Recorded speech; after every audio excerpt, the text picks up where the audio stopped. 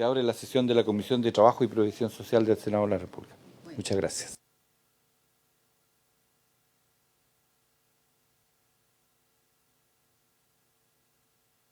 Acuérdate que el 12 de marzo ustedes tienen que ir a... Sí, pues. Nos están creando el mejor clima en el ambiente laboral.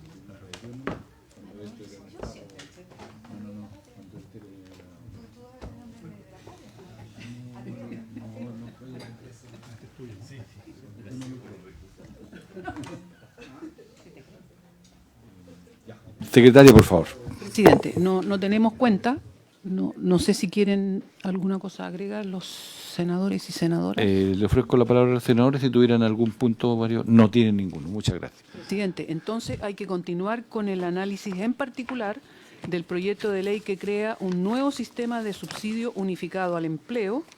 En la sesión anterior, de 17 de diciembre del año pasado. Hace un año ya. Sí. La comisión revisó la indicación número 1, que está en la página 5 del senador García Ruminó, que quedó pendiente, y el Ejecutivo quedó de formular una propuesta que la tenemos acá. Se la voy a entregar, sí, presidente. ¿Usted la tiene ya? Sí, la senadora Sepúlveda y está para el senador García. Senador García Ruminó. Sí. ¿Esta agüita también? Sí. Esa es suya.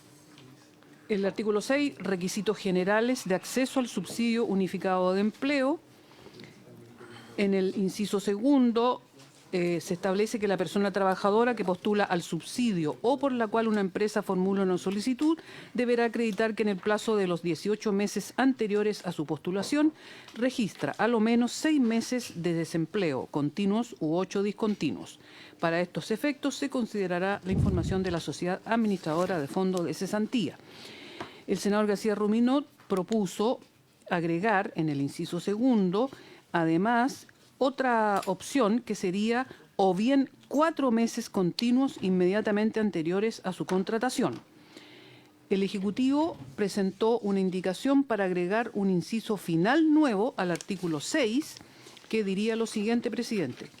Sin perjuicio de lo establecido en el presente artículo, a través del decreto a que se refiere el artículo 8º de la presente ley, se podrá ajustar temporalmente la regla de tiempo asociada al desempleo establecida en el inciso segundo del presente artículo, que fija ahí los meses determinados. La modificación podrá implicar un ajuste temporal respecto de la cantidad total de meses previos a la postulación que se deben considerar y o los meses continuos o discontinuos de desempleo de la persona trabajadora para acceder al subsidio, debiendo contar para ello con el informe de conformidad presupuestaria a que refiere el artículo 8º. En caso de no realizarse ajustes temporales, aplicará exclusivamente la regla establecida en el presente artículo, lo del inciso segundo. Esa es la indicación. Entonces, le voy a ceder la palabra al Ejecutivo para la explicación de la indicación. Bien, bueno, muy buenas tardes, senadoras, senadores, y a todos los asesores y funcionarios de esta comisión. En primer lugar, me gustaría valorar el debate que hemos tenido en estas semanas a propósito de este proyecto de ley, dado que se pudo hacer un buen trabajo legislativo y en general, yo diría, salvo un par de indicaciones, las indicaciones propuestas por el Ejecutivo y también algunas que están propuestas en el articulado se construyen a partir del trabajo, las preocupaciones que aquí los senadores y senadoras expusieron, y en ese sentido nos parece que habla también bien del trabajo que ha sido más característico, creo yo, de esta comisión en estos 4 años. Así que primero agradecerle a los senadores y senadoras por esa disposición, entendiendo que los tiempos legislativos también acotados, y este es un proyecto que tiene posibilidades reales de aprobarse en esta legislatura si apuramos el tranco. Así que me gustaría señalar eso primero. Segundo, entendemos que una parte importante de las preocupaciones tenía que ver con que efectivamente este subsidio llegue a las pymes, sobre todo, y que haya un esfuerzo sistemático de parte tanto de los servicios del Ministerio como también del propio proyecto para que hagamos lo más posible que este subsidio llegue a las empresas de menor tamaño que como bien lo mostramos, es algo que queremos remediar a propósito del diagnóstico que teníamos de los antiguos sistemas de subsidio. En ese marco, y solamente refiriéndome a esta indicación, recogemos un punto que estaba diseñado originalmente en el proyecto, que era establecer un conjunto de parámetros flexibles para poder ir ajustando el subsidio en el tiempo, que sin embargo dejaba como fijo en la ley los criterios de duración del desempleo. Hay que recordar que habíamos puesto básicamente porque los datos actuales muestran de manera muy robusta que ese sería el grupo que más hoy día tiene dificultades. Sin embargo, y como lo ha demostrado las distintas coyunturas nacionales e internacionales, quizás en 5 años más, 8 años más o en 2 años más, esa situación podría verse modificada y por lo tanto nos parece razonable que haya un mecanismo también flexible para que pueda justamente el Ejecutivo de turno tener la posibilidad también de modificar esos guarismos bajo determinadas condiciones. Y es en ese sentido que recogemos la indicación también que planteó el senador García, más allá que modificarlo en el actual parámetro de la ley afectaba al informe financiero, pero entendemos que el espíritu de esa indicación tenía que ver básicamente con la posibilidad que los ejecutivos del futuro puedan tener flexibilidad también con ese parámetro y poderlo modificar dependiendo de ciertas condiciones. Entonces, en ese sentido que establecimos una indicación en el artículo 6 que establece que, sin perjuicio de lo establecido en el presente artículo, en el artículo 6, a través del decreto a que se refiere el artículo 8 de la presente ley, se podrá ajustar temporalmente la regla de tiempo asociada al desempleo establecida en el inciso segundo del presente artículo. La modificación podrá implicar un ajuste temporal respecto a la cantidad total de meses previos a la postulación que se debe considerar y o los meses continuos o discontinuos de desempleo. Es decir, se puede modificar el conjunto del parámetro de la persona trabajadora para acceder al subsidio, debiendo contar para ello con el informe de conformidad presupuestaria, ya que al modificar ese parámetro el presupuesto se modifica. En caso de no realizarse ajustes temporales, aplicaré exclusivamente la regla establecida en el presente artículo.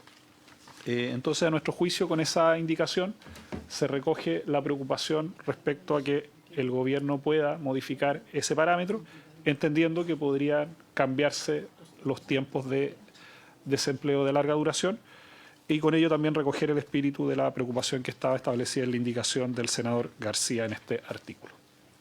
¿Alguna cosa más que complementar de parte del Ejecutivo? Sí, presidente.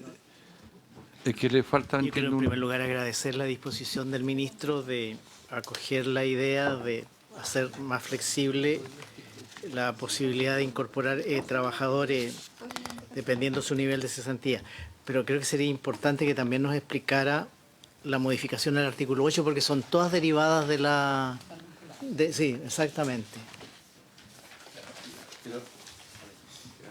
Alejandra me había pedido la palabra y después entiendo que hay en el artículo que estábamos planteando pareciera ser que hay un ajuste que habría que hacer, que es una cosa menor. Pero Alejandra primero. Gracias, presidente. Saludar al Ejecutivo, ¿no? y saludar a la Secretaría y a todos los asesores, que es muy importante que puedan compartir con la reflexión de esta ley que es tan relevante, ¿no? Y sobre todo para las pymes. A mí me preocupa, y creo que es muy interesante el poder tener flexibilidad. Yo creo que para tomar la decisión, si hay que ajustar algo, ¿no? Si hay parámetros distintos y no conviene, ¿no es cierto?, lo que hoy día estamos estableciendo, es bueno que existan. Pero a mí me preocupan dos cosas. Primero, solo va a haber un informe de conformidad presupuestaria. No va a haber un informe de el por qué se hace esta modificación. Yo creo que es importante sustentar desde el punto de vista conceptual, ¿no?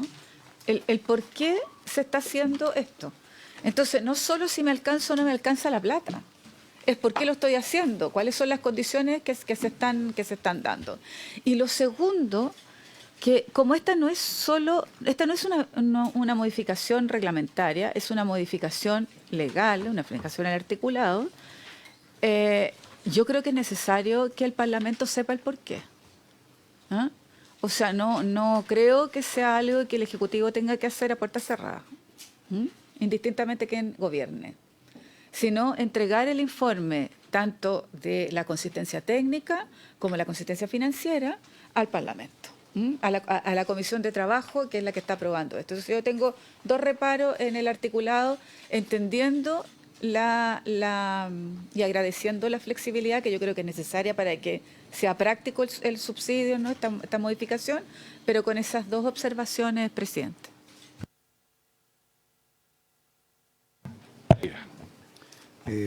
Por su intermedio, presidente, saludar a las senadoras y a los senadores. Bueno, respecto de las consultas formuladas y en relación al conocimiento de esta materia por parte del Congreso, es pertinente hacer presente dos como prevenciones. El artículo hace referencia el artículo que se estaba modificando, en particular el 6, hace referencia al artículo 8 que establece como el procedimiento de ajustes de las distintas variables del subsidio, y para esos efectos tiene que haber un informe que incluso tiene una desagregación regional, que eso es justo lo que viene después, que se incorpora en el artículo 8. Ahora bien, nosotros, a propósito de conversaciones que se dieron previamente en la comisión, existía la duda de que si el plazo quedaba abierto, porque decía se puede ajustar el plazo, ¿qué ocurría si era en perjuicio del acceso? Y si eso además habilitaba que fuese otro instrumento legal distinto a un decreto, sino un decreto con fuerza de ley. O sea, a propósito de eso, para que quede claro el sentido que tiene el Ejecutivo al momento de plantear esta indicación, por su intermedio, presidente, sería necesario hacer un ajuste. A propósito, dice, la modificación podría implicar una reducción temporal de los requisitos, porque entiendo que esa era la preocupación de la comisión, que era que si existía más dinero o recursos, había una inyección de recursos, más gente pudiese acceder. Con esto de la reducción uno ya tiene claro cuál es el techo, por lo tanto el Congreso tiene certeza de los mínimos donde siempre se va a conceder el subsidio. Solo haría presente ese ajuste para efectos de que quede concordante con la inquietud que tenían los senadores en su oportunidad. Perdón, entonces podrá implicar una reducción temporal. Eso habría que incorporarlo en la redacción. Ministro. Sé que voy a adelantar el artículo 8, pero permite responder a la pregunta de la... Yo preferiría que nos fuéramos, rematemos este y de ahí entramos al 8, porque si no vamos... Ok, está bien. La pregunta es, con esa adecuación que el Ministerio propone, dejamos salvada la situación del artículo 6 y respecto de la indicación del senador García, quedamos en condiciones de votarlo a posterior. ¿Pepe? Sí. Ya, ok. Entonces, ahora vamos al artículo 8 para que... sí. Sí. El artículo 8. Bueno.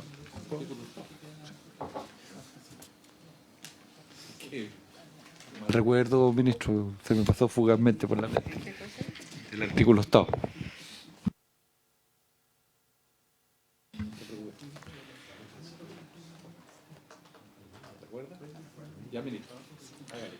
Bien, respecto al artículo 8, estamos proponiendo un artículo bien extenso donde se fijan todos los informes que tienen que hacer los distintos ministerios para poder efectivamente fundamentar algunas decisiones. Pero estamos proponiendo un inciso que está entre el inciso 7 y 8, si me permite leer el inciso 7, que justamente señala por su intermedio, presidente, Sí, una de las página 9 y 10 del comparado. de la senadora Sepúlveda, donde dice: los decretos que fijen los parámetros de elegibilidad, los porcentajes de aporte monetarios o la actualización del ingreso mínimo vigente regirán exclusivamente los subsidios a los que se hayan postulado desde la entrada en vigencia de dichos decretos. No se modificarán las condiciones de los beneficios otorgados con anterioridad o los que se han postulado en forma previa a la entrada en vigencia de los cambios establecidos en el decreto respectivo. Y ahí nosotros estamos proponiendo ingresar un inciso que es la indicación al artículo 8 que dice: lo anterior se aplicará también para efectos de las decisiones de ajustar temporalmente los parámetros de desempleo a que se refiere el artículo 6, lo que deberá consignarse en el decreto respectivo, lo que aplicará exclusivamente para la anualidad respectiva. En ausencia de su incorporación, se entenderá que se mantienen las reglas establecidas en el 6. Entonces dice, estos informes se pondrán a disposición del Ministerio de Trabajo, Previsión Social, el Ministerio de Hacienda y se remitirán a la Comisión de Trabajo y Seguridad. Entonces, Se informa siempre. queda cubierto que no solamente tiene que haber disponibilidad presupuestaria, sino que tiene que haber un informe técnico con parámetros de empleo, con régimen. Exactamente. Eso.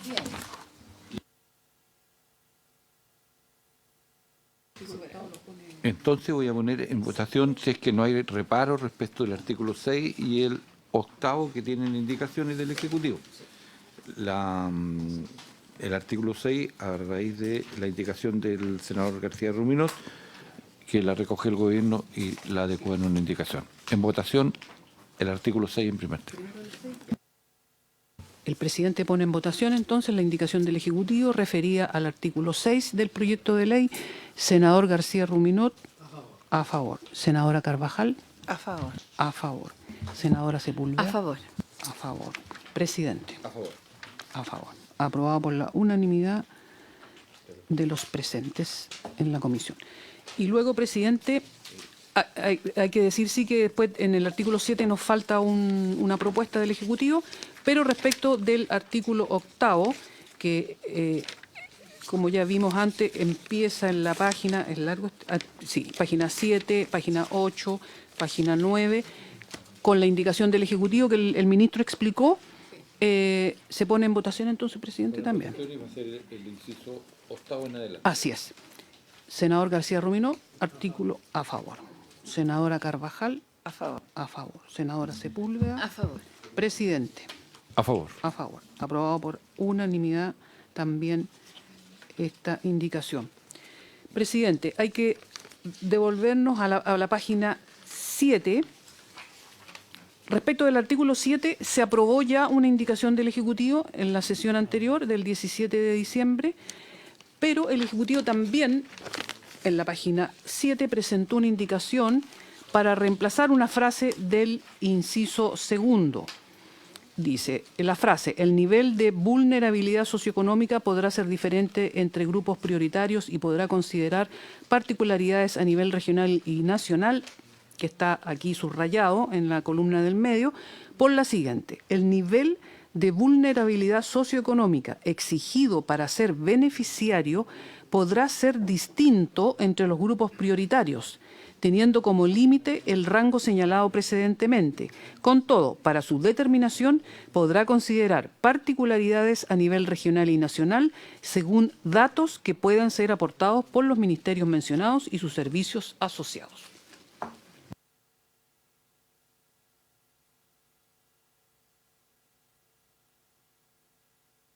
No, se había aprobado solamente la indicación que proponía un inciso segundo nuevo. Es que llegó la hora de término y no pudimos ver la siguiente.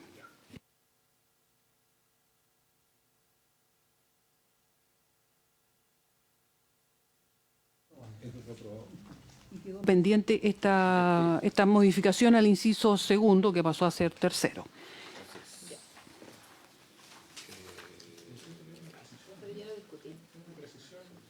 Más bien Ya.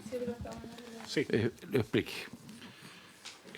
Nosotros originalmente lo que habíamos propuesto en ese inciso era el nivel de vulnerabilidad socioeconómica podrá ser diferente entre grupos prioritarios. Esto permitía, por ejemplo, que si algún grupo particularmente tenía algún tipo de dificultad, que a lo mejor el parámetro de nivel socioeconómico fuera distinto, y también considerar particularidades regionales y nacionales, pudiendo tener también mecanismos diferenciados no solamente por grupo, sino que por región, que es algo que hemos que es evidente dada la situación de diversidad que hay de datos laborales, que se requiere un subsidio que dé cuenta de eso. Entendimos a propósito de la conversación con los distintos asesores es que no estaba lo suficientemente especificado, por lo tanto el inciso que estamos proponiendo en el fondo profundiza en esa subrayado, y lo que señala es que el nivel de vulnerabilidad socioeconómico exigido para ser beneficiario podrá ser distinto entre grupos prioritarios, teniendo como límite el rango señalado precedentemente. Con todo, para su determinación se consideran particularidades nacionales y regionales, y donde se especifica que se podrán incorporar datos de los ministerios o los servicios. Es algo que precisa mejor el espíritu de esa indicación, no es un cambio sustantivo. No, José García. ¿Grupos prioritarios está definido en alguna parte? ¿Sí? Sí, por su intermedio, presidente, son los 4 grupos prioritarios establecidos en el proyecto de ley, que son jóvenes, mujeres, personas mayores de 55 y personas con discapacidad. Entonces podría ocurrir, por ejemplo, que en una región, la Araucanía, a lo mejor la dificultad de acceso al empleo esté en personas mayores. Entonces uno, por ejemplo, dice que el registro social de hogares uno lo pone más alto y con eso hace que más personas mayores de esa región ingresen. Entonces esta indicación permite jugar con un poquito más de variabilidad.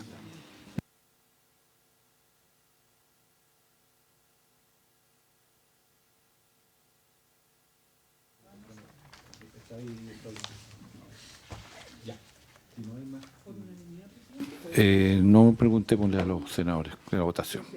El presidente pone en votación esta indicación del Ejecutivo referida al artículo 7, inciso segundo. Senador García Ruminó, a favor. Senadora Carvajal, A favor. a favor. Senadora Sepúlveda, A favor. a favor. Presidente. A favor. Aprobada por la unanimidad de los presentes. Presidente, ahora hay que ir a la página 14. Sí, 14. Refería al artículo 10, que regula el subsidio a las empresas. Pero en la página 14 el Ejecutivo propone agregar un inciso final nuevo. Y dice así: en el caso de las micro y pequeñas empresas, que se refieren a las que tienen determinado número de trabajadores, conforme lo dispuesto en el artículo 505 bis del Código del Trabajo, el plazo máximo de derecho al subsidio será de 15 meses. Ese tema se regula, como digo, en el artículo 10, en detalle, es un artículo extenso, y además el Ejecutivo agrega esta indicación, un inciso final. Que lo pone en meses. Aumenta.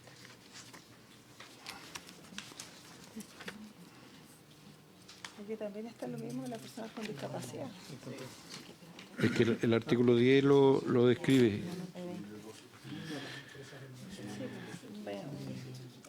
Ofrezco la palabra sobre la indicación. ¿Al Ejecutivo tiene algo?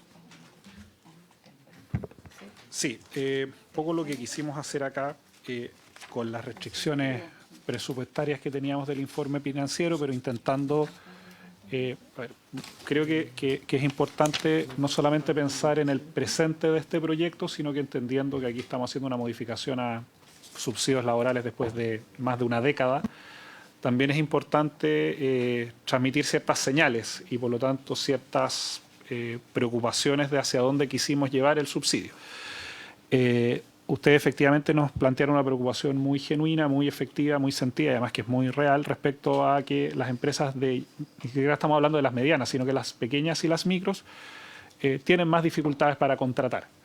Y por lo tanto nos pareció relevante dar una señal y extender dentro de las limitaciones presupuestarias que teníamos a 15 meses ese subsidio, lo cual les da una mayor, primero, premia más la nueva contratación, le da una mayor ingreso a la empresa de menor tamaño, y en empresas de menor tamaño esos diferenciales pueden ser a veces bien significativos de esos meses. Nosotros, por ejemplo, cuando estuvimos aplicando este tipo de subsidios en las regiones donde hubo alguna catástrofe natural, efectivamente a veces esas extensiones de 3 meses hacían una diferencia muy significativa en la continuidad de ese contrato o de la empresa. Pero además, otra cosa de la que hemos evaluado, que fue un debate que tiene razones distintas en el caso de las personas con discapacidad, que también se reconocía que la decisión de contratación de una empresa muchas veces implica algunos costos iniciales distintos, es que el proyecto de partida da una señal.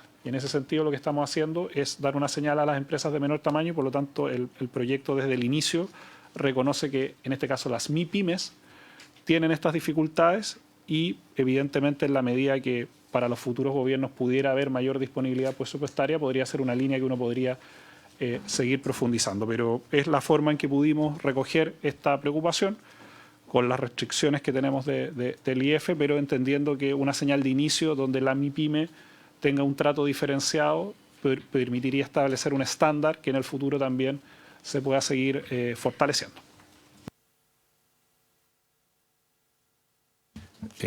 Alejandra. Muchas gracias. Miren, yo no es que quiera echar pelo a la sopa, ¿no? Pero uno es parte de lo que uno tiene que hacer. A ver, si hay algo que nosotros escuchamos en las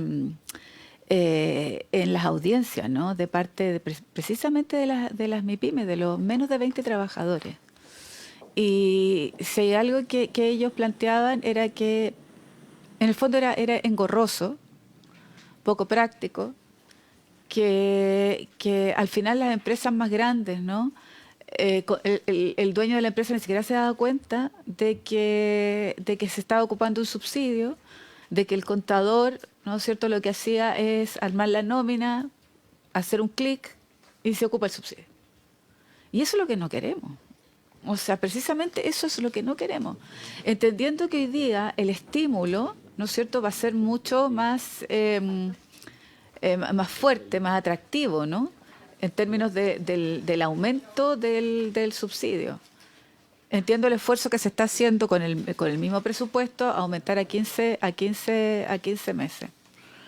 Pero a mí me preocupa lo práctico, ministro, por su intermedio, presidente. Entonces, yo creo que la clave de esto también está en los contadores, de cómo estimular, no digo que a ellos les llegue el subsidio, pero de alguna manera, no sé, poder hacerlo un poco más práctico y que tengamos una especial preocupación por aquellas pymes de menos de 20 trabajadores más allá de los 15 meses. Más allá de los 15 meses. Porque yo lo que no quiero es evaluar esto al año y que tengamos el mismo problema. O sea, las empresas grandes, las empresas medianas grandes, que ganan harto solas sin tener el subsidio, yo la hubiese eliminado. O sea, yo no entregaría ningún subsidio ahí, ninguno. Porque las ganancias son estratosféricas. Entonces, y dejaría solo estos recursos precisamente para las pymes. Eso sí sería una cosa que fuera revolucionaria desde el punto de vista de lo que tenemos que hacer, ¿no? Las pymes están muriendo, sobre todo en las regiones, en la provincia, en las comunas. Entonces nosotros deberíamos tratar de mejorar la focalización de estos recursos. Y vuelvo a insistir, entiendo de los 15 meses y lo agradezco. Pero creo que tenemos que hacer algo un poquito más audaz, si les parece a los colegas además, ¿no? De incorporar esto más hacia los sectores que nos reclaman y que no llega el subsidio, que no llega. Y nosotros ya sabemos por qué no llega. Entonces, eso, presidente, a mí me vuelve a complicar esto. Creo que no es suficiente lo que estamos haciendo y pediría al Ejecutivo y a nosotros poder seguir focalizando. Eso, presidente. Presidente, solamente en la misma línea quisiera solamente aportar. Sí, quisiera aportar nuestras conversaciones con la CONAPYME a propósito de este proyecto, y ellos manifestaron que lo ideal para ellos, precisamente por lo engorroso, muchas pymes no son tan informatizadas, tienen poco acceso a señal o señales muy, muy débiles, es que funcionara en un sistema similar al del IFE. La CONAPYME valoró mucho el IFE porque funcionó muy expeditamente. El mecanismo de postulación y de pagos era de pocos días, quedaba registrado el empleador, no tenía que hacer grandes otros trámites. En fin, no soy experto en cómo funcionó el IFE, pero eso era la referencia que la CONAPYME tenía para lo que señala por su intermedio la senadora Sepúlveda.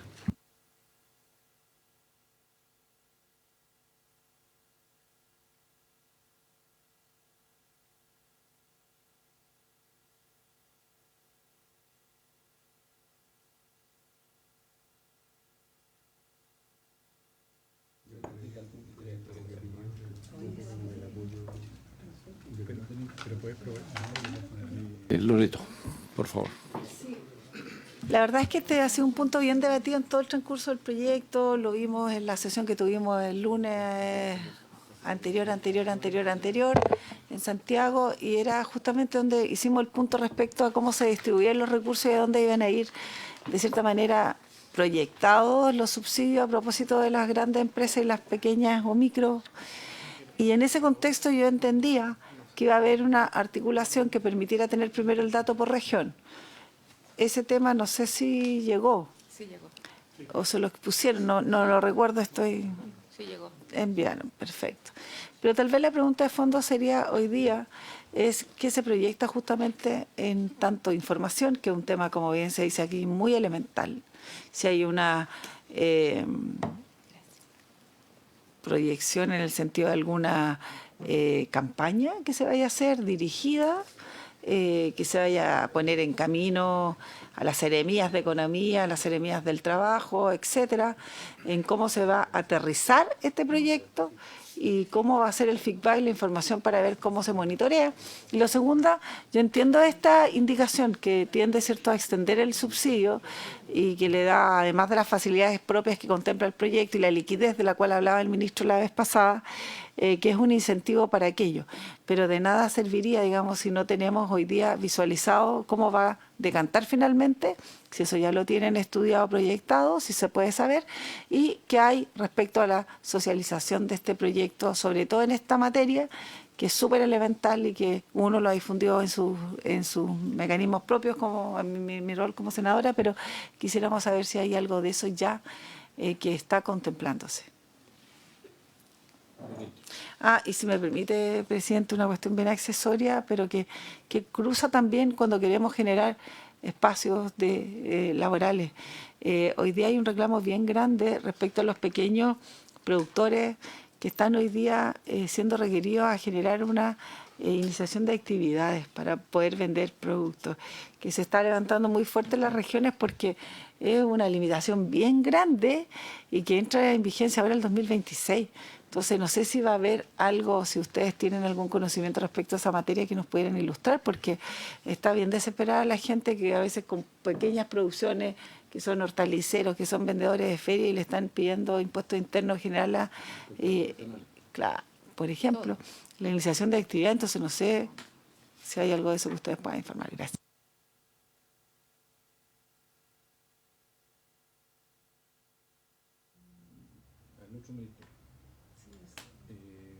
Sobre el punto. Sí, dos cuestiones. A ver, primero, nosotros evidentemente entendemos que estamos construyendo una base de sistemas de subsidios cuya estructura puede construir un piso para futuros avances que se puedan tener en el futuro. Primero me gustaría señalar que aquí hay, este es un proyecto que tiene que conciliar varios objetivos y uno de ellos es fomentar la creación de empleos. Ese es un componente muy relevante de un esquema de subsidio. Dicho eso, este subsidio ya incorpora, 2 por diseño y 1 a propósito de la discusión que hemos tenido acá en esta comisión, algunas barreras que permiten por primera vez, y esto hay que señalarlo, por primera vez que el esquema de subsidios tenga, primero, una limitación hacia las empresas de gran tamaño, con los topes de 200 postulaciones. El segundo, que tiene un esquema de pagos diferenciado que, por un lado, busca promover la retención laboral, pero a las pymes les entrega pagos más inmediatos. Por lo tanto, distingue primero a la gran empresa de la pyme. Y tercero, con la innovación que estamos haciendo los 15 meses, también por primera vez se incorpora un mecanismo específico para MIPYMES. Entonces, yo sí me gustaría relevar que del esquema que teníamos actualmente al que estamos proponiendo, no se había tenido un diseño en donde se tuviera una diferenciación entre empresas de gran tamaño, empresas de mediano tamaño y empresas de pequeño y micro tamaño. Y creo que eso es una innovación bien importante y que parte del debate que hemos estado dando acá permite mover, por lo menos en los que van a tener acceso al subsidio, además de los montos y otro tipo de consideraciones, una herramienta que es mucho más potente, ¿ya? Entonces, creería que al menos lo de este avance a los 15 meses, si bien resuelve un incentivo, pero que nos obliga a otras modificaciones que estamos proponiendo acá, que quizás las podríamos ver en su mérito, que tienen que ver con la información que va a prestar el Servicio de Capacitación y el CENSE en respecto a los informes que va a estar emitiendo permanentemente acá, y también una propuesta sobre una unidad de empresas de menor tamaño donde el CENSE va a tener ciertas obligaciones. Y ahí podemos ver a propósito de lo que señalaba la senadora Sepúlveda, de ver cómo podemos hacer más asequible sobre todo a la relación entre la pyme o la MIPYME y el Estado, y como esa capa intermedia que a veces son contadores o otro tipo de figuras sobre las cuales quizás CENSE, que tiene una capacidad de despliegue regional, es cierto, pudiera ser mucho más proactivo en aquello. Nosotros al menos en esa indicación creemos que hicimos un avance en relación a lo que ya habíamos hecho en la Cámara, porque esto fue un debate que dimos en la Cámara y ya habíamos hecho algunas modificaciones. Y por lo tanto yo lo vería en ese contexto. O sea, es cierto que uno podría avanzar más, tenemos ciertas limitaciones presupuestarias, pero sí creo que lo que se ha ido trabajando acá genera un sistema inédito de acceso a las pymes, que quizás por el lado de la información y por esta unidad que se está proponiendo podríamos precisar un poco más para romper la barrera de entrada, no tanto del que ya obtiene el beneficio, porque efectivamente una pyme que obtenga el beneficio va a tener un diferencial significativo por esa contratación. Quizás el punto es ver cómo precisamos un poco más el papel que juega esta unidad de CENSE para que sea más proactivo en la búsqueda de esas empresas de menor tamaño y de estos actores intermedios que finalmente son bien importantes para que esto se releve.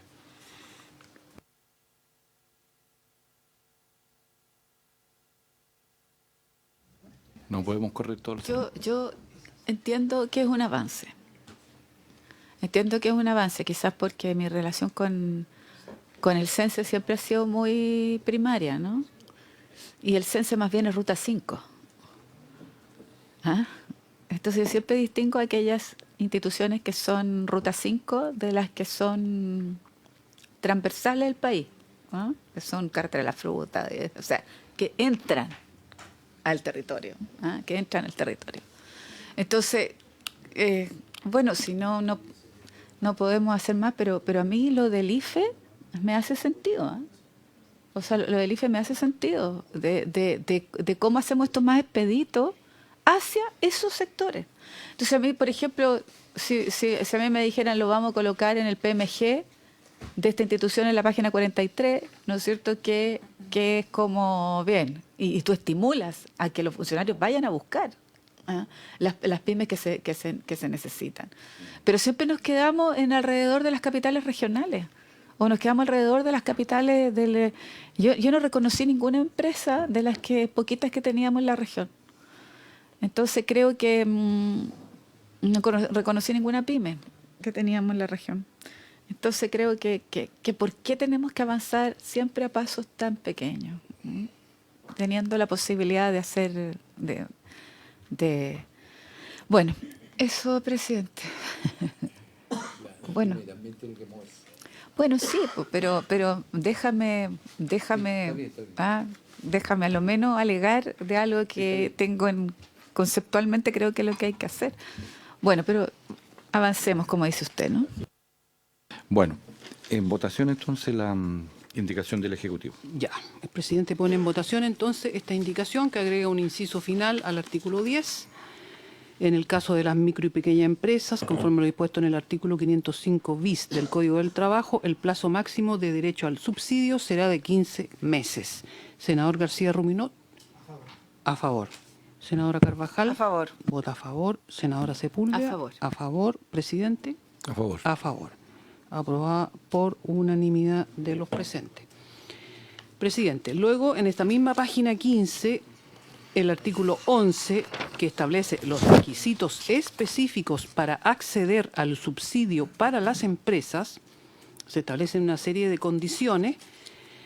El senador García Ruminot presentó una indicación, el Ejecutivo también, pero la del senador García Ruminot propone reemplazar el numeral 4 del artículo 11. El número 4, del proyecto dice: un requisito para acceder al subsidio es no haber sido condenadas por prácticas antisindicales, vulneración de derechos fundamentales del trabajador o trabajadora o por delitos concursales establecidos en el Código Penal dentro de los 2 años anteriores al momento de su postulación. El senador García Ruminot, que en el parecer de la Secretaría se tiene una indicación inadmisible porque está referida a los requisitos que se exige para acceder y que implica administración financiera, Él propone no haber sido condenadas por prácticas antisindicales, vulneración de derechos fundamentales del trabajador o trabajadora o por delitos concursales establecidos en el Código Penal dentro de los 3 meses anteriores al momento de su postulación. Es lo mismo, pero acortar el plazo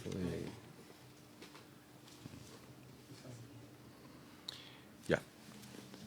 La pregunta de la Secretaría, antes de avanzar, Sí. sobre la admisibilidad de la, Sí. de la indicación. La Secretaría estima que sí, porque primero que nada se establecen los requisitos para acceder al subsidio. El subsidio, ¿quién lo entrega? El Estado, ¿cierto? Por lo tanto, es Administración Financiera del Estado modificar o proponer modificar uno de los requisitos. Eso lo establece el Ejecutivo. Ajá. José. Sí, bueno, más allá de la... Perdón.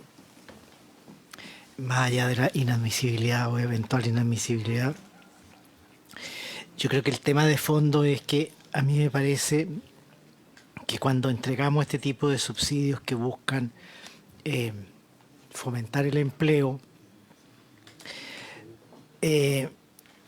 volver a sancionar a una empresa y dejarla fuera de este tipo de beneficio por 2 años es mucho castigo. Yo quizás sugerir que el Ejecutivo lo analizara para salvar la inadmisibilidad.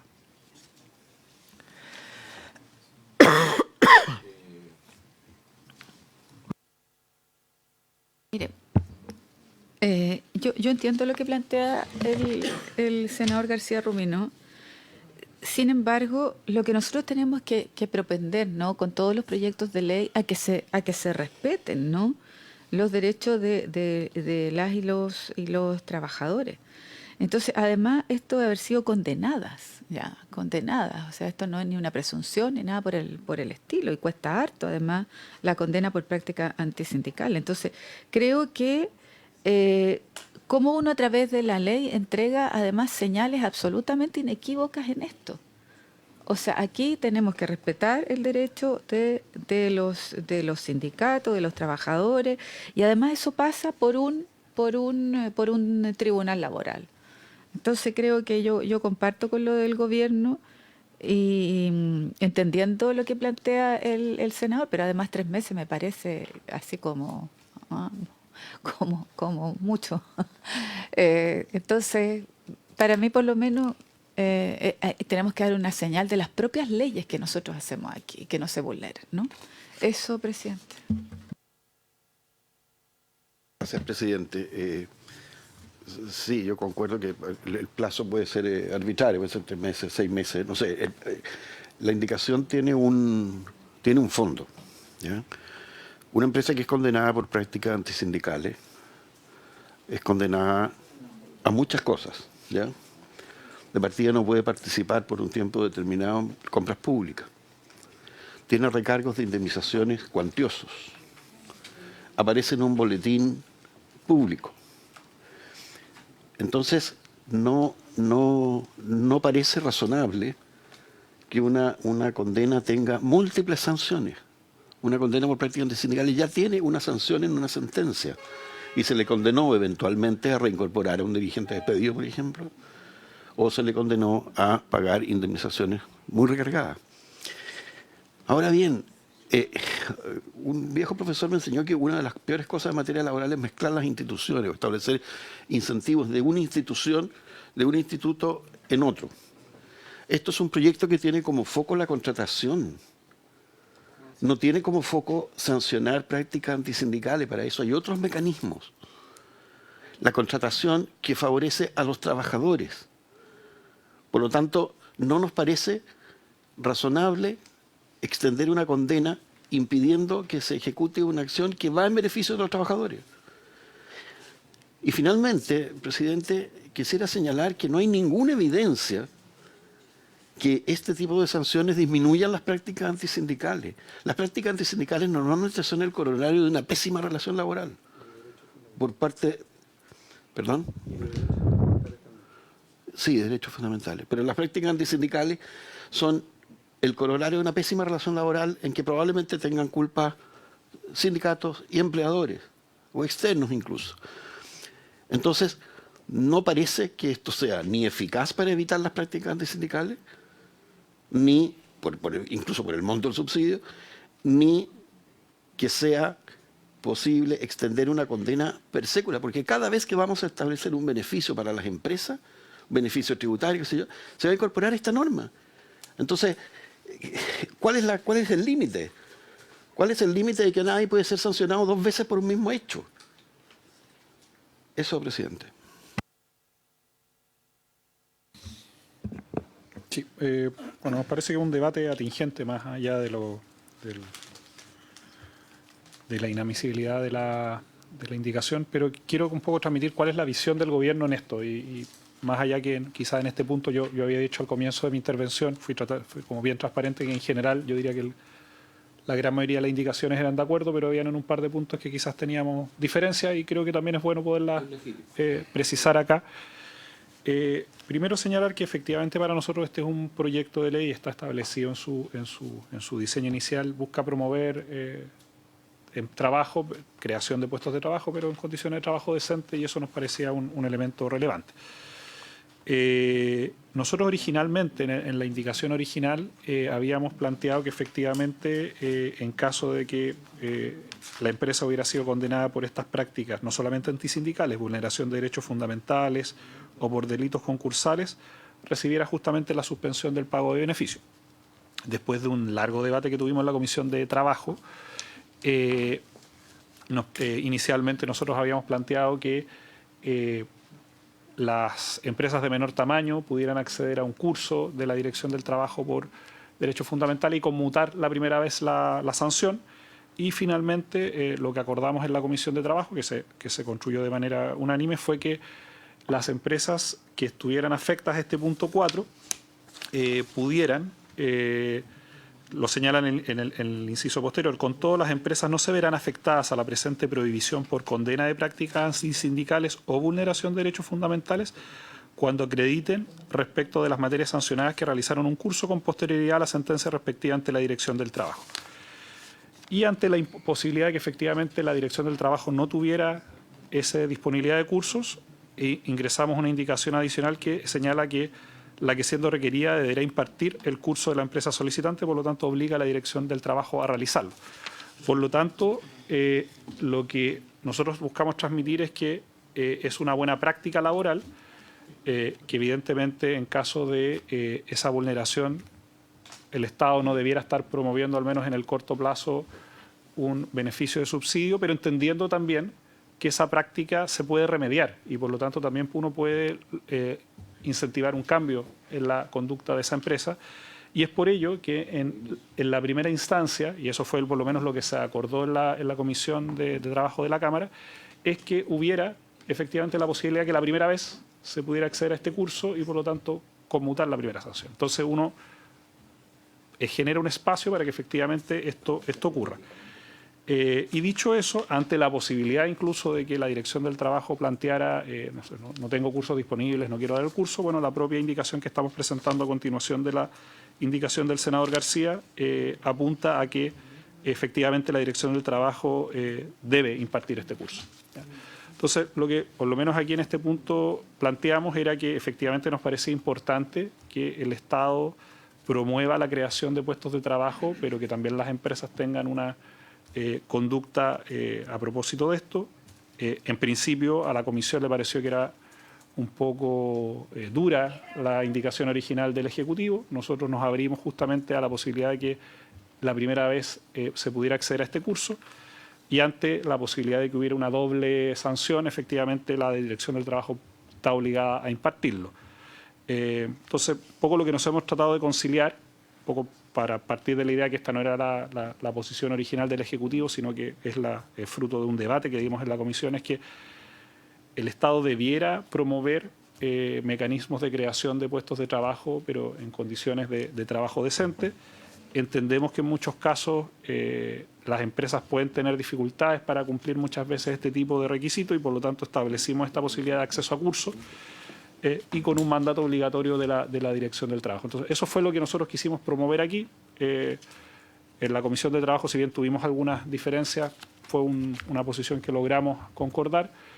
Y al menos acá lo que queremos salvaguardar con la indicación del Ejecutivo es que no se produzca la posibilidad de que la Dirección del Trabajo no quisiera dar este curso o no pudiera darlo y por lo tanto está obligada. Creemos que eso salvaguarda un poco ambas preocupaciones, pero al menos esa es la visión del Ejecutivo de por qué incorporar esta práctica aquí, en relación también a otras que ahí se establecen en los requisitos específicos para acceder al subsidio. Pero es parte del debate que nos parece que se tiene que dar.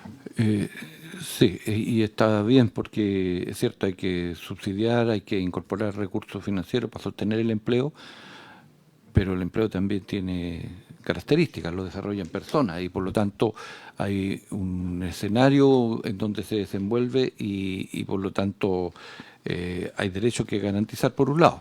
Pero de todas maneras se abre la posibilidad a que haya correcciones y por tanto la institucionalidad pública estará disponible para hacer esas correcciones y seguir generando además una cultura de relaciones laborales en donde hay un balance, en donde el que pone en riesgo capital porque es la empresa, pero también estamos rescatando el valor del trabajo y las buenas prácticas que se tienen que dar en las relaciones laborales. Si no, es imposible el buen entender y además es parte de cuestiones que a propósito de la discusión de la coyuntura de derechos internacionales que el país ha reconocido por estar asociado a la OIT. Entonces, y todos los años vamos a la OIT a dar lecciones de cumplimiento de las normativas y después entonces no lo hacemos. Entonces creo que es la ecuación que tenemos que hacer funcionar. Estimada Alejandra. Solo decir que en varias leyes nosotros hacemos restricciones a aquellos que no cumplen, ¿no es cierto?, determinado leyes, ¿no es cierto?, que son importantes para la sociedad. Violencia intrafamiliar. Nosotros tenemos un montón de leyes en las cuales colocamos restricciones permanentemente a aquel que, ¿no es cierto?, realiza estos actos brutales fundamentalmente hacia las mujeres. En violencia intrafamiliar siempre hacemos este tipo de cosas. Entonces no es y este otro tipo de violencia, ¿no? Vemos violencia contra los trabajadores ahora lo que a mí me preocupa es que coloquemos esto en la pelota en el piso, como dicen los jugadores, ¿no? ¿Cuántas empresas tenemos en Chile? O sea, primero decir los niveles de sindicalización que tenemos son bajísimos, ¿no?, en comparación con otros países, con la OCDE, etcétera. Segundo, ¿cuántas empresas hemos tenido, ¿no es cierto?, ya condenadas por violencia intrafamiliar, iba a decir, por prácticas antisindicales, ¿no?, por prácticas antisindicales. Entonces, yo creo que si nosotros acotamos también que esto no es lo habitual, no es lo rutinario, no es lo que ocurre en el mundo de las empresas tampoco. Entonces, por favor, si nos pudieran dar esa cifra y decir cuántas empresas estarían siendo afectadas, ¿no?, por esto, porque quizás estamos haciendo, ¿no es cierto?, una complicación en un vaso de agua. Eso, presidente. Francisco, ¿tienen el dato? Por su intermedio, presidente, respecto a los datos que maneja la Dirección del Trabajo, al 2025 son 195 empresas por derechos fundamentales solamente y por prácticas antisindicales son menos de 20. Eso para hacer presente que la disposición permite a alguien que está condenado además hacer un curso y acceder. Y eso se enmarca solo también para que todos lo tengamos claro, con un compromiso que ha asumido el Congreso Nacional al momento de ratificar el convenio 190, que en su artículo 5 dice que tiene el deber de promover determinado tipo de empleo y eso se ajusta con las obligaciones que tiene el Estado. Eso. Sí, mira, a veces uno tiene que pensar por qué se genera esta discusión. Y yo creo que es el tema de fondo. Yo creo que hay que entender que en un universo laboral hay derechos y obligaciones recíprocas. Y una de ellas son, como aquí se ha mencionado, fundamentales. O sea, cuando hay empresas que incurren en este tipo de acciones, a lo mejor la primera vez de manera involuntaria, uno nunca sabe, atendiendo al principio de la buena fe. pero cuando hay una reiteración, creo que eso ya cruza el límite de lo que entendemos de un buen espacio laboral. Entonces creo que hoy día lo mínimo que uno puede hacer es que el Estado, haciéndose cargo de las leyes que promovemos y que acordamos de manera internacional, nos hagamos cargo de las sanciones. Y creo que esto que permite cuando hay una reincidencia, poder volver a encauzarse, si así lo queremos llamar, en el ámbito de lo que esto corresponda, de generar condiciones laborales de manera justa, legítima. Creo que es de toda lógica que así sea. Más aún cuando se trata de grandes recursos financieros del Estado que van destinados a favorecer. Yo ya quisiera que muchos otros rubros, que muchas otras, a lo mejor, entidades laborales, no necesariamente empresas, pudieran acceder a estos beneficios, pero lamentablemente hay que priorizar, hay que encauzar, hay que delimitar, porque los recursos son siempre escasos. Entonces, a mí me parece, presidente, que es de toda lógica que sí sea, más aún cuando se da la posibilidad de revertir y cuando hay mecanismos para que eso ocurra. Cuando no lo hay, es porque hay a veces también una intención de, y me hago cargo, de pasar a llevar a los trabajadores, y eso puede ser persistente. Entonces yo creo que hay que poner un límite y hay que generar las condiciones para que eso no vuelva a ocurrir. Y a mí me parece que esto es de toda lógica, por tanto yo no tengo problema en la indicación.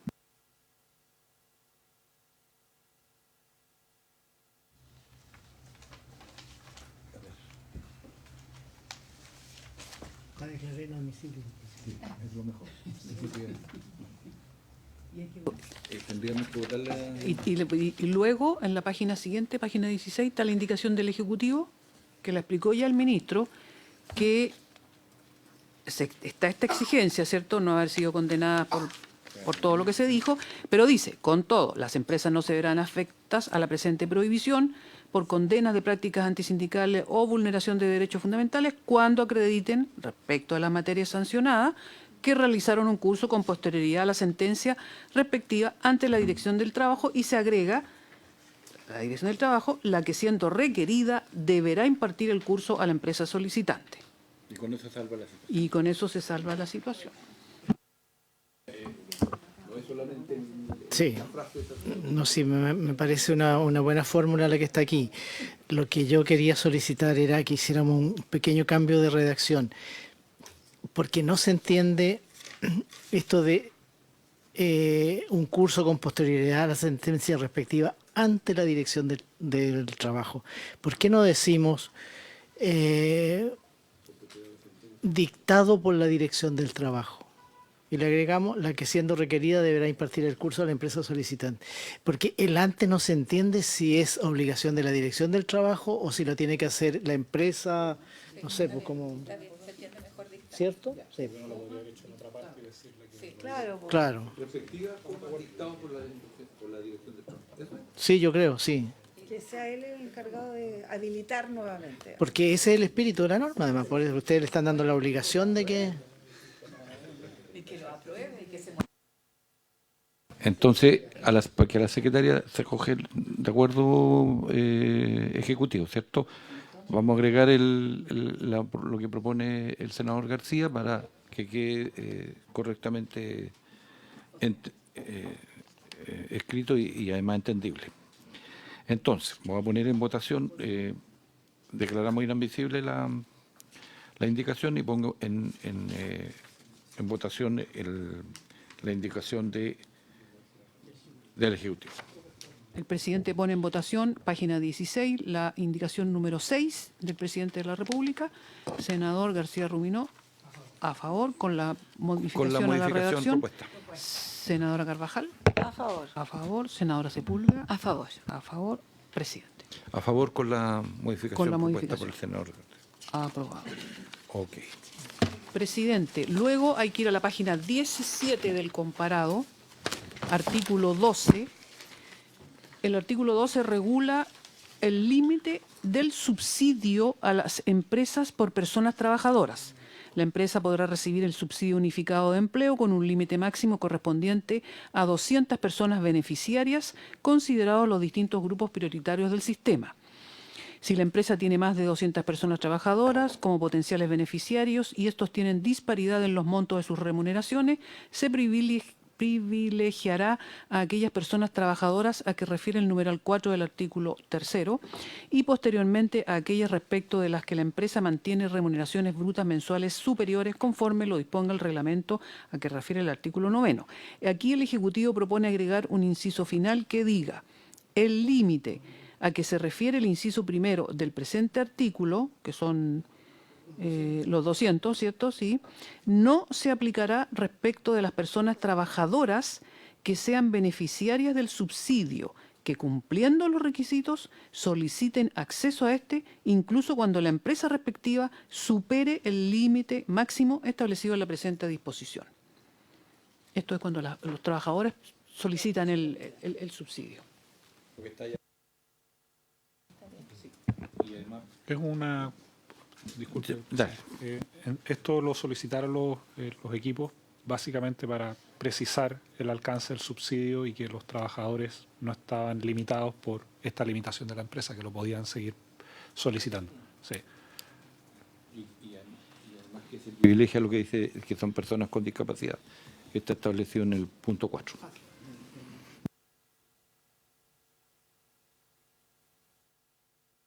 Los trabajadores pueden seguir solicitando como trabajadores el subsidio, pero los empleadores pagan los del Estado. O sea, está dicho, como que querían que fuéramos más explícitos en estas normas. Sí, sí. ¿Algún? ¿José? Estoy de acuerdo en la idea, no sé si está bien puesto aquí. Porque hablamos del límite de subsidio a las empresas, pero no tiene que las empresas. ¿No? Ya. ¿Loreto? Tampoco. Ya. El presidente pone en votación entonces esta indicación número 7 del presidente de la República. Senador García Ruminot, a favor. Senadora Carvajal, a favor. Senadora Sepúlveda, A favor. a favor. Presidente, a favor. Aprobado por la unanimidad de los presentes. Luego, presidente, en la página 18 del comparado está el artículo 14 referido a la suspensión del pago del subsidio. Aquí hay 3 indicaciones del Ejecutivo. La primera está referida al inciso primero y propone reemplazar la frase "el plazo de devengamiento", que está subrayado ahí, por "su periodo de duración". Por lo tanto, diría: el pago del subsidio y su periodo de duración se suspenderán respecto de la empresa y la persona trabajadora mientras perciba los subsidios por enfermedad regulados en el decreto con fuerza de ley número 44, por accidente del trabajo, sí, por enfermedad del niño menor de 1 año y de la ley 21.063, que establece un permiso para el acompañamiento de niños y niñas bajo las condiciones que dicha ley indica. Esa es la primera indicación, presidente. Ya, veamos la primera. Ya. O sea, me parece claro que no se dupliquen Sí, los son del subsidios. Ejecutivo. Que no se dupliquen los subsidios, eso es lo que estamos viendo acá. Claro. Nada más que eso. Porque si una persona está enferma, está con licencia y se está pagando, entonces estoy viendo el primero. Nosotros lo entendemos de la siguiente forma, de A que ver. cuando está recibiendo el subsidio por incapacidad, se suspende tanto el pago, que es lo que señala usted, pero como el periodo también. O sea, si yo iba a percibir 10 subsidios, sigo percibiendo 10, paré en el 6, pero me quedan 4 y me van a quedar 4 al término de la licencia. No siguen pasando los meses y que los perdí, digamos.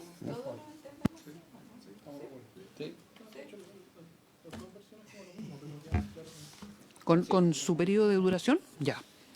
¿Por eso que se está haciendo la indicación? Sí, por supuesto. Lo pone en votación. En votación.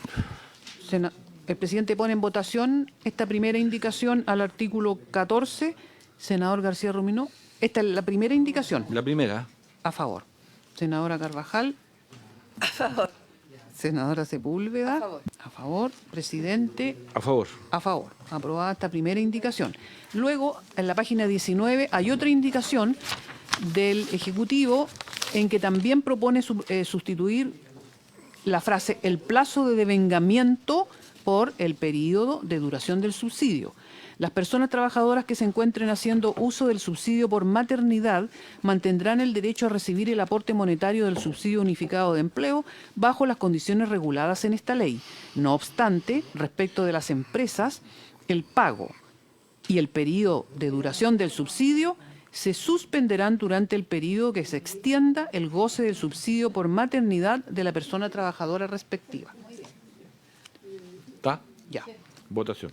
Ah, y exprese, presidente, porque va la A indicación, continuación. además, sí, propone agregar en este mismo inciso lo siguiente. Con todo, el Servicio Nacional de Capacitación y Empleo, haciendo uso de la interoperatividad de la información, deberá informar a la empresa la posibilidad de postulación al subsidio en caso de que se contrate un reemplazo que cumpla con los requisitos para recibir dicho beneficio. ¿Pone en votación todo eso, Está- presidente? Sí, todo el completo. Ya. En votación. Senador García Rumino, a favor. Senadora Carvajal, a favor. Senadora Sepúlveda, A favor. a favor. Presidente, a favor. Aprobado por unanimidad. Luego, el Ejecutivo también presentó una indicación para agregar un inciso final nuevo a este artículo 14 que dice: si dentro de los meses de duración del subsidio la persona trabajadora supera una renta bruta del trabajo de 2,25 ingresos mínimos mensuales, no recibirá aporte monetario en el respectivo mes, tiempo que se computará igualmente a la duración total del beneficio.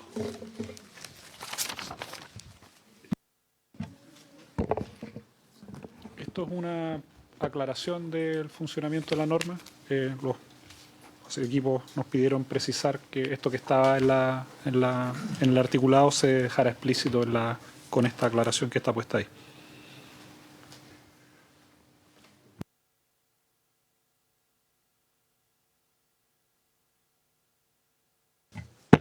Muchas gracias. Lo que pasa es que esta indicación del presidente de la República tiene relación con la siguiente, la del artículo 15, ¿no? Que es el tema... Perdón, no he dicho nada. No, disculpe, presidente, me confundí. No.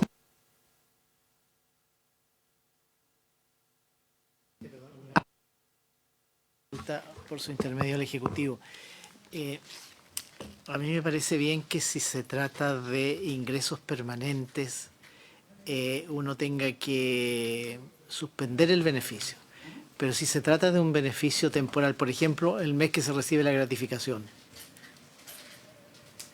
¿no debiéramos tener esa consideración? Es que los aguinaldos no son, no sé, ahí yo no sé cómo lo hacen. Sí, solo como por su intermedio, Pero la presidente, gratificación. el diseño del subsidio juega con un incremental. Si llega a 2.25, sí o sí va a recibir 0 porque superó un umbral. Pero también en el diseño del subsidio hay que tener cuidado con incentivos hacia la subdeclaración, por ejemplo, de remuneraciones. Evidente. Entonces, el diseño del subsidio, básicamente, no puede terminar jugando con quien se considera como una remuneración fija, porque, por ejemplo, hay determinados pagos que igual constituyen remuneración, pese a que se paguen de una sola vez, y que eso no nos lleva a un incentivo donde esas remuneraciones no se declaren y no se cotice, y eso genera un efecto en cadena en materia de seguridad social. Entonces, por eso el subsidio se va moviendo y tomando la foto mes a mes. También tiene un sentido estructural en términos de sistema de seguridad social. Sí, pero eso no resuelve la cuestión, porque en el fondo, aún así, si es que se generara por una sola vez ese aumento, digamos, en el fondo operaría o no el subsidio. Esa es la pregunta. En ese mes no se pagaría, pero continúa adscrito al subsidio y después si vuelve a su remuneración le pagan. Porque o sea, juega eso el como... sistema lo va a detectar Se paga- inmediatamente. Pero, presidente, no parece lógico si una persona hace 7 horas extraordinarias un mes, se queda sin subsidio. ¿No? Creo que los incentivos están mal puestos ahí, ¿no?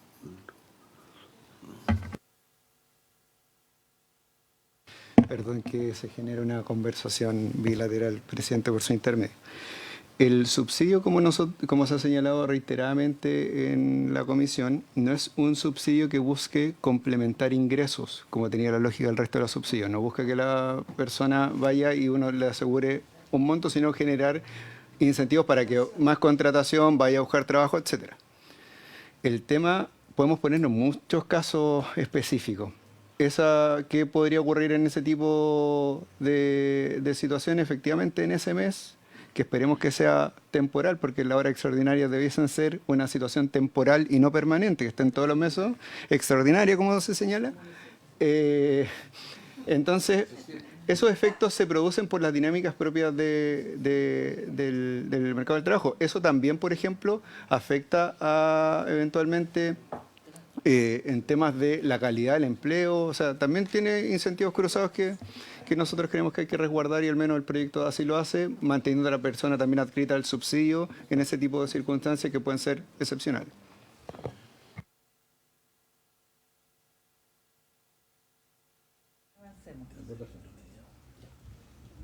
El presidente pone en votación entonces esta indicación número 10, página 20, senador García Ruminot.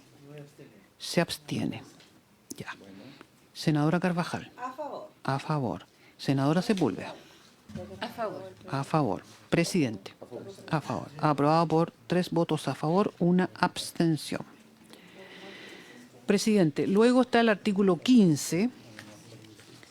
El artículo 15 está referido a la pérdida del subsidio y resguardo del empleo formal y del trabajo decente.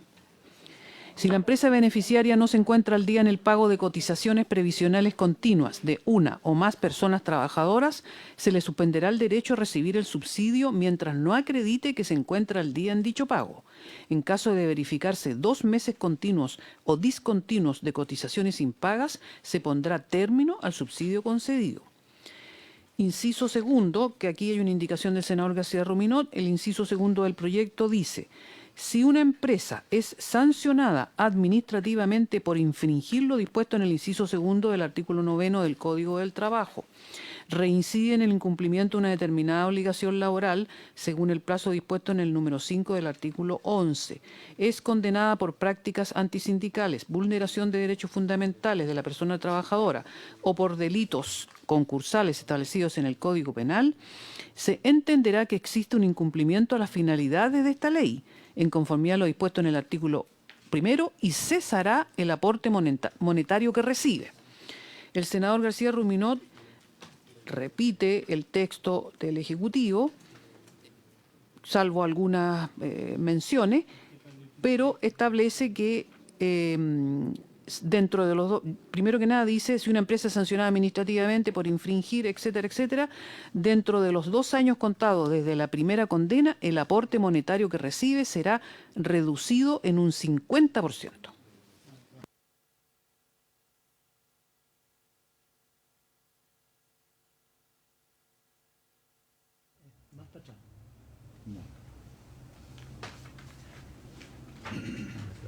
No, no hay plazo. El Ejecutivo no tiene... Esto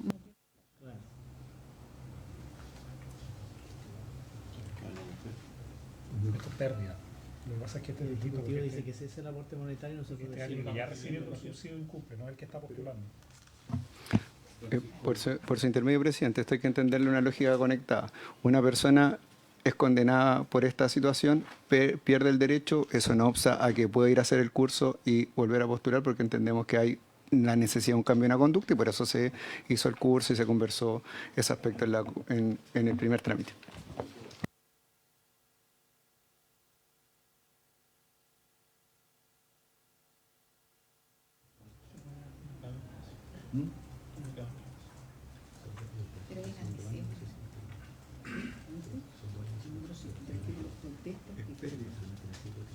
Ya está recibiendo, por eso no tiene un plazo. Condenado.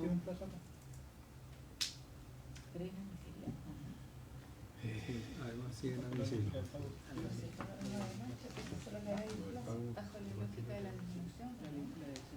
No, porque está generando un pago.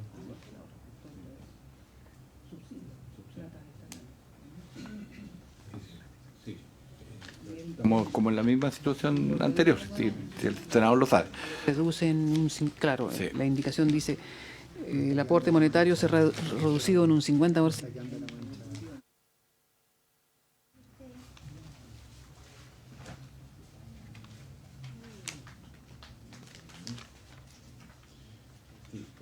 Pero Pero además, en el artículo anterior que aprobamos, o sea, está la posibilidad que salve la situación y que asista a reponer los méritos.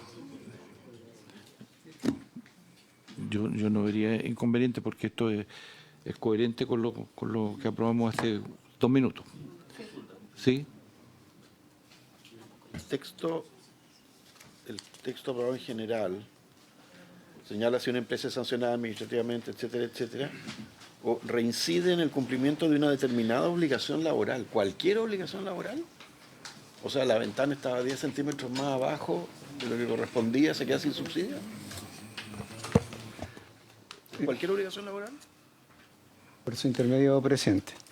Tenemos que recordar que, sobre todo en materia laboral, las reincidencias son a propósito que sea la misma infracción. O sea, básicamente un empleador, por ejemplo, no tenía la puerta en el baño para que los trabajadores fueran al baño, se le fiscaliza una vez y va a volver a fiscalizarse y de nuevo no tiene la puerta en el baño. Creemos que en ese tipo de casos, no, al menos para el Ejecutivo, a propósito de los principios del subsidio, amerita que exista un cambio de conducta. Esto no evita a que posteriormente pueda postular, porque entendemos que un empleador cuando se le sanciona tiene que haber un efecto disuasivo. Con todo, se debe recordar que además en el caso de las pymes, tenemos mecanismos alternativos de sanción. Entonces, particularmente creemos que se justifica a propósito de que se trata de una reincidencia en materias de obligaciones laborales. O sea, un empleador que ya se le dijo una vez, no, ahí no pierde el subsidio cuando es sancionado, y de nuevo se le vuelve a sancionar, en ese caso aplicaría.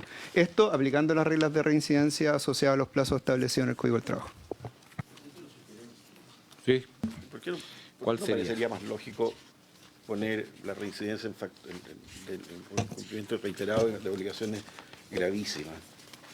O graves o gravísimas. O sea, no parece lógico. Pierde el subsidio. O sea, evidentemente ese trabajador, al no tener subsidio porque le pasaron esta multa tan injusta, no sé si va a tener una continuidad laboral. Es raro. Solo para hacer presente, presidente, por su intermedio, aquí la pérdida del subsidio es respecto a la empresa. El trabajador no pierde el subsidio. Solo primero hacer segundo. Y solo hacer presente que en el caso de la Cámara de Diputados este aspecto no fue advertido y se votó. No se advirtió, al menos en materia laboral para el Ejecutivo, si existe una situación de reincidencia, que es específica además. Uno espera que exista un cambio de conducta porque ya fue sancionado una vez y en este caso hay una pérdida, pero no una imposibilidad a propósito de una posterior postulación. Entonces, al menos quizá ahí puede haber un disenso también legítimo. Claro, pero no lo pierde el trabajador. Tenemos un problema además con la indicación del senador García. Porque él reduce el plazo y el monto. Sí. Sí. No, si era invisible. Eso lo estoy diciendo. Sí. En votación. Presidente, entonces se entiende aprobado el texto que viene de la Cámara. Ya. Exacto. Por la situación de la indicación nada más.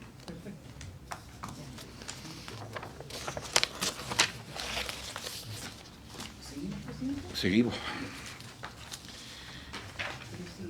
Espérese, hay que ir a la página. Perdón. Artículo 18, que empieza en la página 22, del subsidio a las personas trabajadoras y los requisitos específicos para acceder al subsidio. Esto es cuando las personas son las que lo solicitan, ¿cierto? Espérese. Bueno, sí. Página 22. En la página 23 hay una indicación del senador García. En la página 24 hay una indicación del senador García. Vamos una por una. Una por una, sí.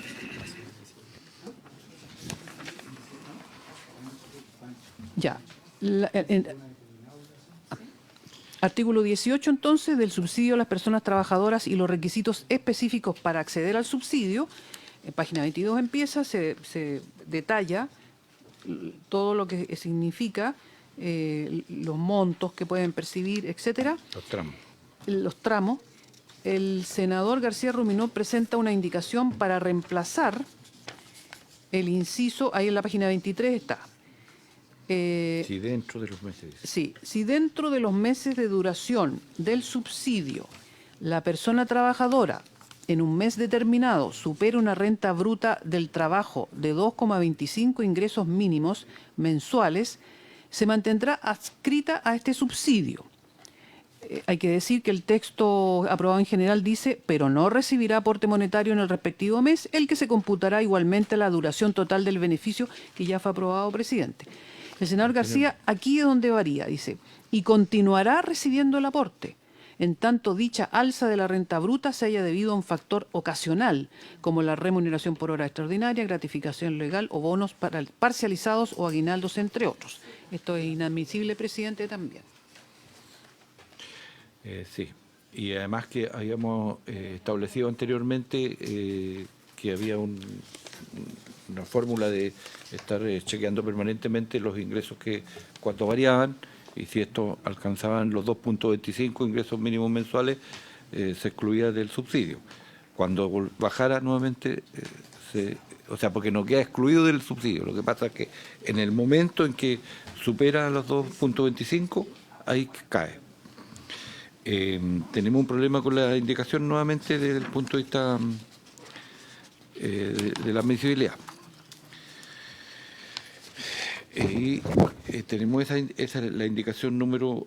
La primera, la 12. La 12, pero también está la 13, que es en el mismo artículo. Sí, aquí el senador García Ruminó propone agregar un inciso final que dice, sin perjuicio de lo dispuesto en el inciso primero del artículo 22, que el artículo establece la transferencia monetaria no constitutiva de renta. Para efectos tributarios, el subsidio de empleo que establece esta ley no será constitutivo de renta. Asimismo, no se considerará remuneración para ningún efecto legal, será inembargable y no podrá estar sujeto a descuento alguno. Entonces, el senador García Ruminó dice, sin perjuicio de lo dispuesto en el inciso primero del artículo 22, el aporte que reciba el trabajador se sumará a su renta, a efectos de calcular o recalcular, en su caso, el monto de las obligaciones de alimentos reguladas en la Ley 14.908 sobre abandono de familia y pago de pensiones alimenticias, y cuyo texto refundido, etcétera, etcétera. Aquí se vincula con el pago de los alimentos. Es ingeniosa la indicación. Estuviste bien, Pancho, pero te pasaste varios pueblos. No, estoy hablando de otra cosa, del ingenio de Pancheco.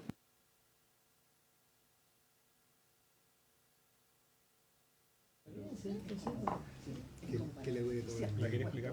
Ah, que es el ministro, que era asesor de la ministra de Justicia.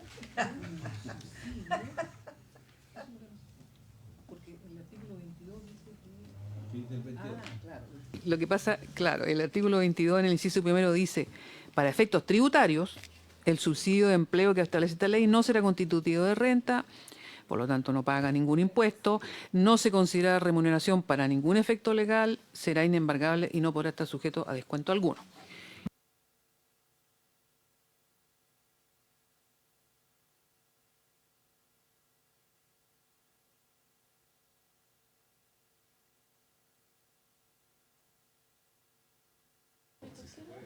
Se puede. Sí, claro, pero el tema es si legalmente procede.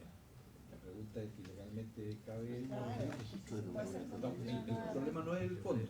Hay un registro de deudores de alimentos. El problema es el marco legal del texto. Lo que ocurre, presidente, es que objetivamente hay un aumento de ingresos. Y parece ser razonable reconocer eso también para el cálculo de los alimentos. Ese es el punto. Sí, no hay problema en eso.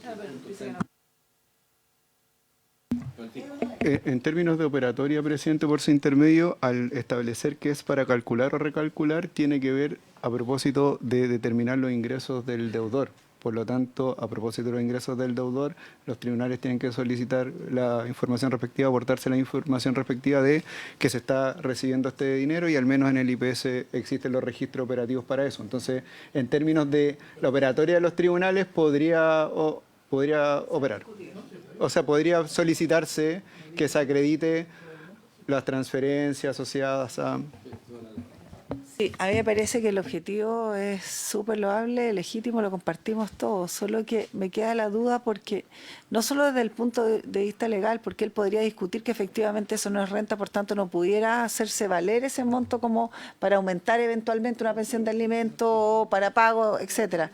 Pero lo segundo es que podría esto sí, a mi juicio, y permítanme la duda, generar un incentivo perverso, justamente lo que decía el asesor delante, en el sentido de no ser transparentes en las rentas a propósito de, eso sí, pretender luego que sea acusado futuro a alguien de decir, mire, ¿sabe qué? Y más encima me van a cobrar o me van a aumentar o me van a retener.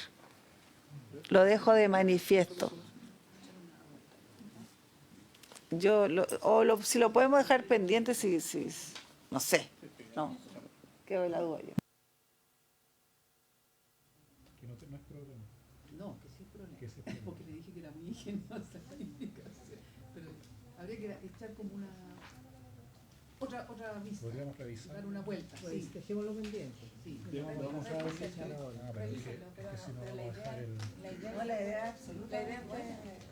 No, sí, no está mal, pero tiene que ser de... Y que sean compatibles con las otras. Sí, lo que pasa es que el mecanismo de esto, acuérdense que la sentencia de alimentos es siempre provisional, por definición. Entonces, si la cónyuge alimentaria sabe que va a recibir este subsidio, va a ir al tribunal y va a decir, se recalcúleme. Pero percibe más ingresos. Ministro. Una preocupación práctica, presidente, por su intermedio. Que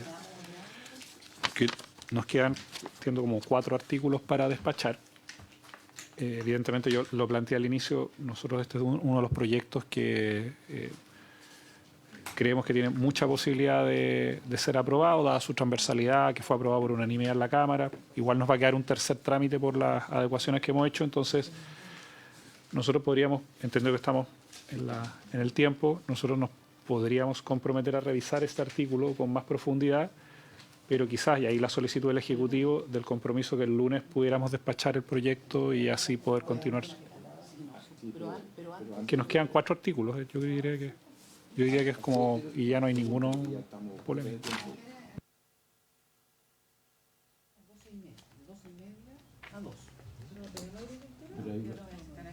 Entonces, de 11 a 12 y media.